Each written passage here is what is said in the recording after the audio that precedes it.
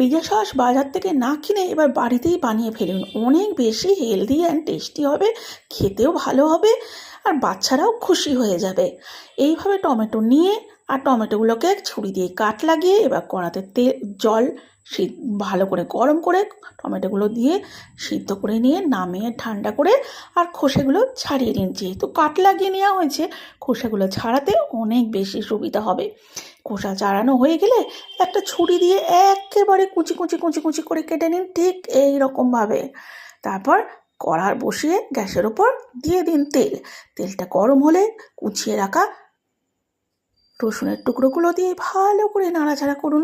সুগন্ধ বেরোতে আরম্ভ করলে দিয়ে দিন কুচিয়ে রাখা পেঁয়াজ, ভালো করে একটু নাড়াচাড়া করে নিন। এর মধ্যে সামান্য নুন দিয়ে দিন, যাতে টমেটোগুলো অনেক বেশি তাড়াতাড়ি সিদ্ধ নরম হয়ে যাবে আর রঙটাও অনেক তাড়াতাড়ি আসবে।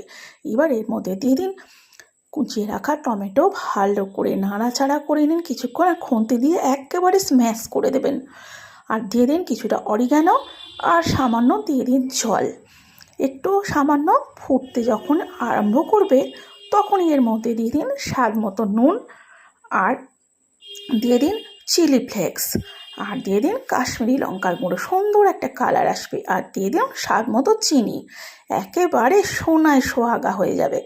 তার মধ্যে আরও সামান্য জল দিয়ে দিন, কারণ আর একটু শুকিয়ে শুকিয়ে আসবে, তা নাহলে কড়াই ধরে যেতে পারে। আর এর বেশ শেষে আর একটু সামান্য অরিগানো ছড়িয়ে দিয়ে এবার একদম মাখা মাখা হয়ে গেলে একটা বাটিতে নামিয়ে নিন ঠান্ডা করে। এটাকে স্টোর করে আপনারা অনেক দিন পর্যন্ত খেতে পারবেন। আর বাচ্চারা তো পিৎজার সাথে এই সস পেলে একেবারে খুশি হয়ে যাবে। তাই দেরি না করে বানিয়ে ফেলুন চটপট এই সুন্দর রেসিপিটা।